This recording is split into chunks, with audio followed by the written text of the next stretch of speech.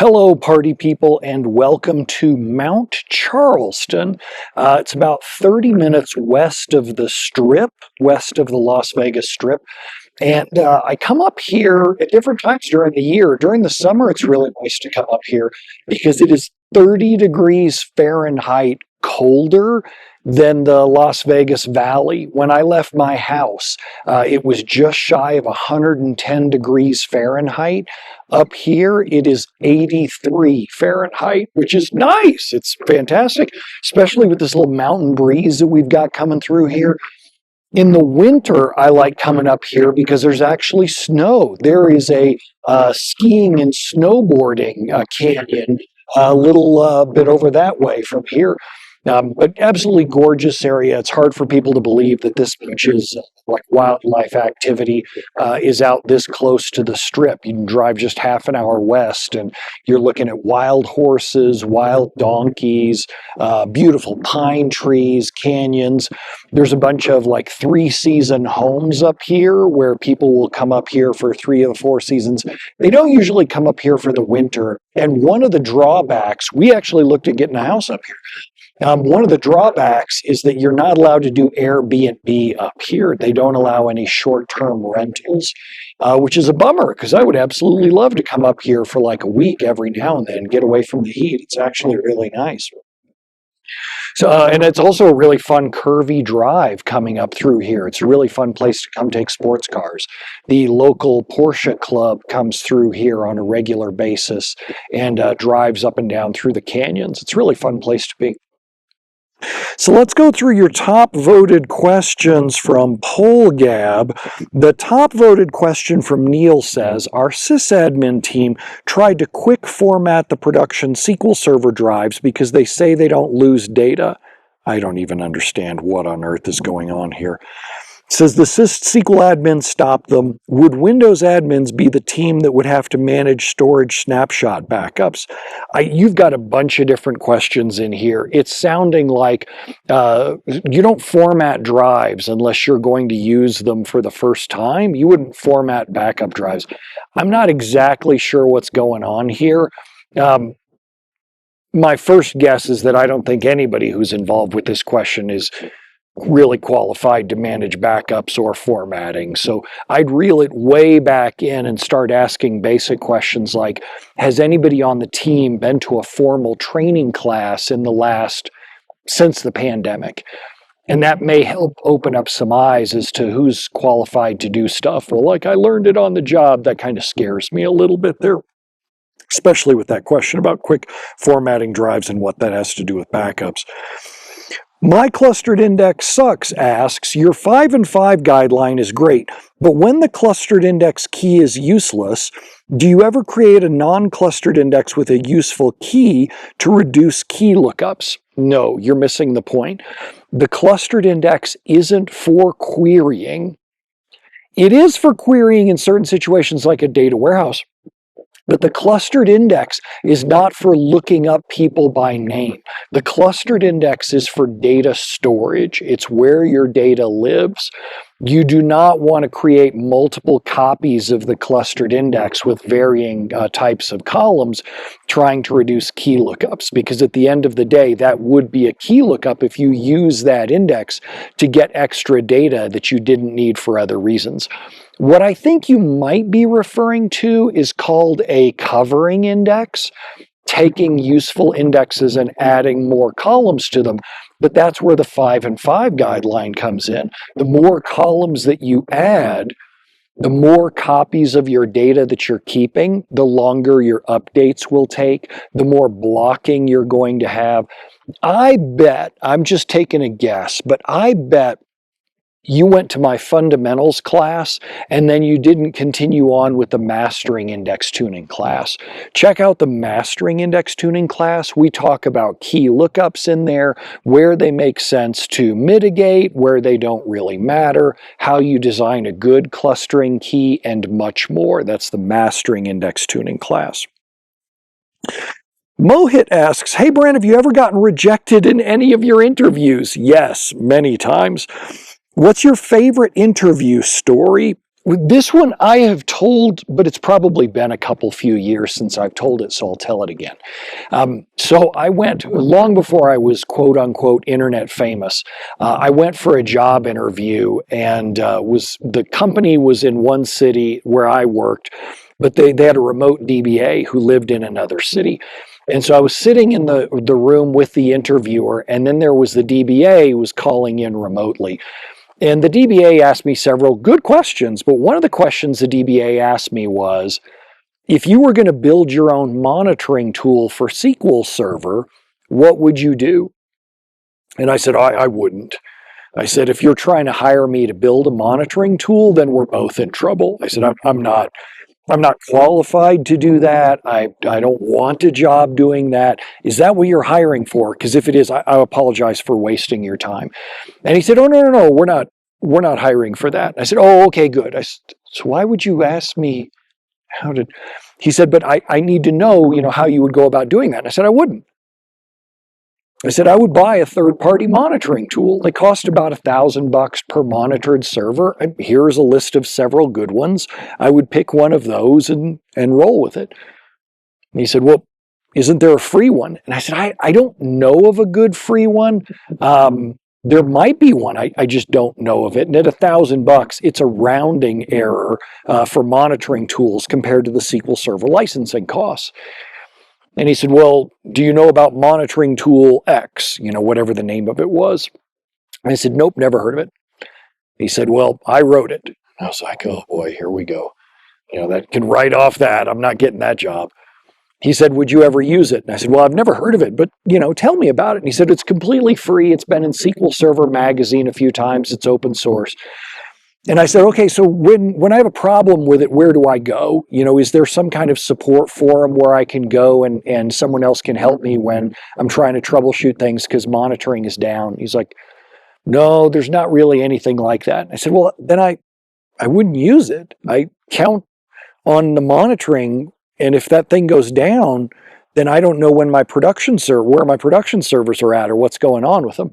Needless to say, I did not get that job. That interview did not go very well, but it was really funny because I met up with that guy again years later after I became internet famous.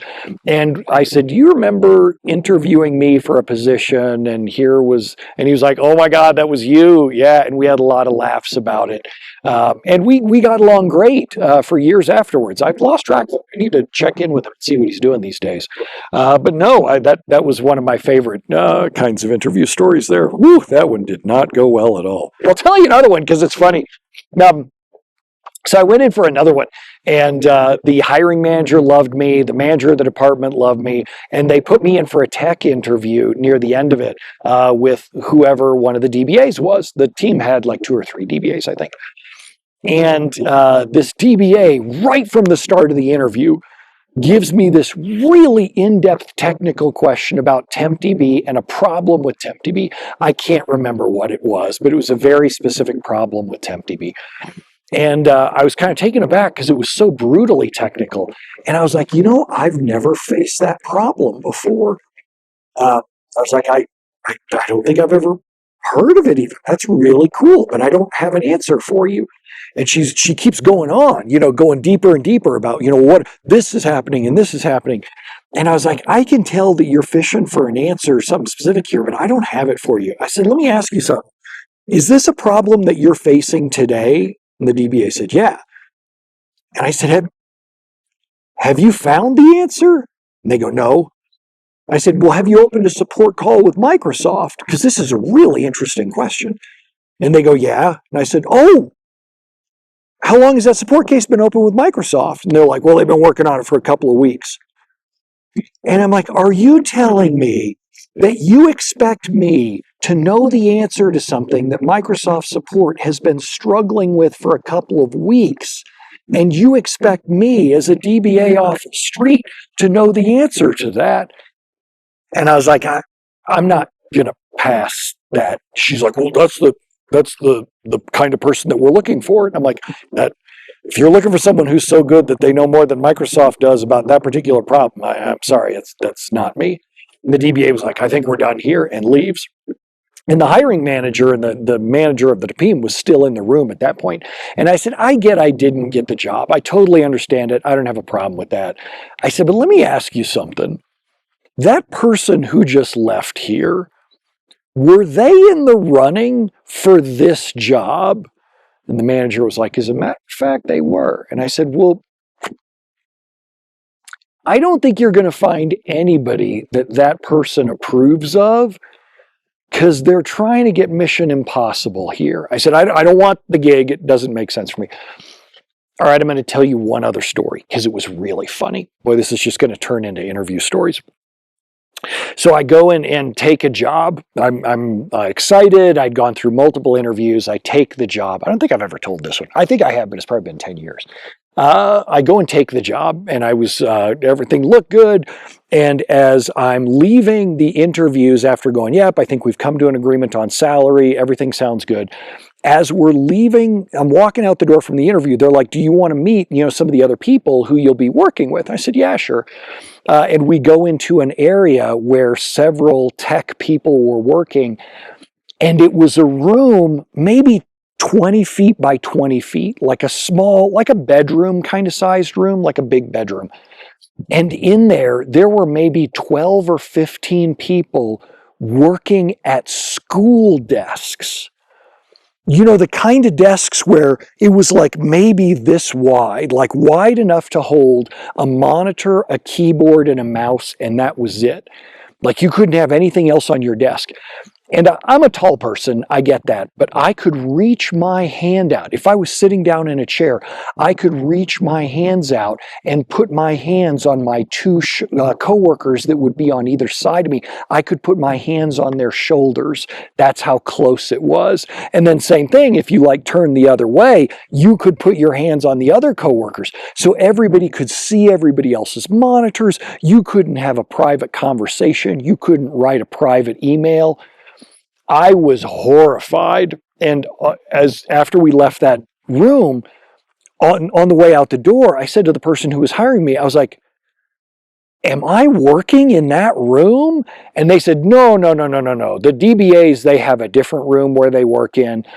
And I was immediately like, cash out, I'm done. I don't need to see the DBA's rooms. The fact that you would put tech people into a situation like that, I don't want to work for a company that does their employees like that. And the recruiter was so pissed. The recruiter who got me into that job was so pissed because they're like, what do you mean? You came to an agreement on salary. Everything sounded good. And I was like, I would love to take you to this office where these people were working, because that was the worst technical working conditions that I've ever seen. I've seen worse working conditions in factories, restaurants, people who dig ditches, but that was the worst technical workspace I've ever seen. Next up, AG Avoider asks, has the cloud made failover clustering any cheaper or more popular? Multi-attach EBS costs so little that I would predict it, but I haven't seen any evidence. No, because generally speaking, up in the cloud, people are trying to avoid single points of failure. There's a saying you'll hear up in the cloud, treat your servers like cattle, not like pets. As in, with cattle, you might name them, but you're not really going to mourn their loss. You're expecting cattle to grow up, give you milk, and then you're going to kill them, and then you're going to eat them. It's not like with pets where you're trying to teach them tricks and you let them sleep with you at night and all that kind of thing. You want to think of your servers as disposable, and failover clustering clustered instance with single EBS volumes that are a single point of failure. That's much more risk than you would want. Is it doable in the cloud? Sure. It goes against good cloud architecture principles. Next up, Kiwi SQL says, hi Brent, love your work since I started working with SQL Server. Thanks, I'm glad you like it. Who are the other consultants in the SQL Server world that you follow and why? If you look for Brent, Ozar, I tell you what, I'll put a link up for it. BrentOzar.com/go/stuff I follow. we'll make that. BrentOzar.com/go/stuff-I-follow. By the time you see that, that'll point to the RSS collection that I use. I use Feedly, and then that way you can subscribe to all the same blogs that I follow. Feedly's fantastic. Lets you centralize all your RSS feeds in one place, get all your email newsletters in one place. It's really handy. Next up, speaking of following, G-Surgeon asks, hello, Brent. Is there a way to notify your followers a little bit earlier when you're about to host office hours? No, because see, the problem is I do it in my spare time. I do it when I have time where it's convenient for me, when I'm not working with clients, stuff like that. I know if I was going to be really successful in the streaming space, like if I wanted to be successful and famous as a live streamer, I would have to have a predictable schedule. That is not my goal with SQL Server streaming. I do this when it's convenient to me to answer questions, and then you're better off watching the recordings on YouTube. But you can follow my Twitch channel for SQL Server if you want to find out when I'm going live. You just only get a couple of minutes of advance notice. And then let's see here. Oh, we've been going for quite a while because of the interview thing. Kulstad asks, hi, Brent. Every Monday morning I run SP Blitz Index as well as Pinal Dave's index check script. Pinal script returns more suggestions than SP Blitz Index. Is there that much of a difference? Yes. SP Blitz Index looks for indexes that would have been used multiple times per day. I believe Pinal's doesn't have a filter about a minimum amount of impact, whereas SP Blitz Index does. You can read the documentation for SP Blitz Index. We talk about it in there. There's also a parameter that will let you choose how much filtering we do. So check out the parameters there. I wouldn't lower that threshold, though. Oh my God, no, because if we're not returning it as a missing index, the query just isn't being used that often, and I wouldn't want to change the database to make that work. Next up, JRL asks, oh, I really should have looked at this. My impression is that your income went to the next level once you started to focus on delivering training. What would your plan B have been if training hadn't grown income to the level that you wanted? I have no idea.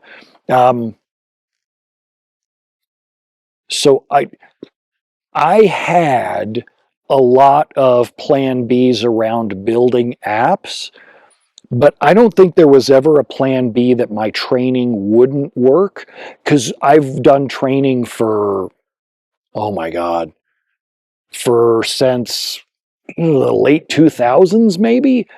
And if there's one thing that I've had confidence in terms of my skills, it's my ability to do training classes and make money for that. But I've never needed a plan B for that one. It's not that I don't do other stuff too. Like I still do consulting. We still build apps. We have SQL Constant Care, the consultant toolkit. But yeah, I'm not worried about it there. Interesting question though. Next up, my friend AOAG says, my friend has 2 SQL servers in an availability group. CheckDB on the primary node returns errors, but running it several times comes up with different errors each time. Call Microsoft. Okay, so first off, go to brentozar.com/go/corrupt. brentozar.com/go/corrupt. I have an exact checklist on exactly what I do when I encounter corruption. Walks you through it piece by piece. I'm not going to walk you through it here because it wouldn't be a good use of our time. But if you go to brentozar.com/go/corrupt, checklist on how to handle this exact situation with exactly what I do. Next up, Neil says, is it safe to bring an old version of MSDB to a new SQL server running a newer version? We have thousands of jobs we need to migrate. Oh, God. So I personally have never done that. I personally have never migrated MSDB from one version to another. What I would do instead is script out your jobs, scripting out your jobs and then bringing them over that way via scripting. The other thing I'd say is there's never been a better time to stop and say, what are we doing with all these jobs? Like we need an inventory of who's accountable for each job, because otherwise you could be just hammering the SQL server for no reason whatsoever. And we'll do one more. TeaEarlGrayHot says, is there a less intrusive way to get page fullness than sysdmdb index physical stats in detailed mode? I have an app that suffers from low page density, but detailed is too intrusive. I have problems getting a picture of which indexes need attention. So you already have your answer then. You said you have problems with some indexes that have low page density. You have your answer. You found the answer. Those are the ones that you're going to want to rebuild on a regular basis. You don't need to check them anymore. Whatever the workload does that brings you to a point where that physical stats warns you that you have low page density, your workload, until your workload changes, is going to continue to produce the same issues. Just go schedule full rebuilds like once a month. One of the cool things with Ola Hollengren's index rebuild scripts is that you can specify particular indexes. So that way you can just feed them in or you can table drive them as opposed to checking each time. Then that way, if you want to check, say, once a quarter to see which indexes aren't being handled well, then you're fine. But you can also do that on a restored copy of the database. You don't have to do it in production. Go restore somewhere else, check your fullness there, and then make your list of the indexes that you're going to want to start rebuilding on a regular basis there. But don't keep checking. Are you low? Is everything okay now? What about now? Come up with a longer-term strategy. All right, there's a good handful of questions. Oh, it's so nice outside today. I tell you what, I am going to go now make my run back down the mountain and go grab me some lunch somewhere. Boy, I'm not looking forward to when I sit out here, I'm like, oh man, I could totally just go do lunch outside in a restaurant somewhere, but I know I'm up at 8,000 feet here, and I know as soon as I go higher than that, or as soon as I go back down lower than that, sitting outside in Las Vegas is not going to be an option. So I will see y'all on the next office hours. Adios.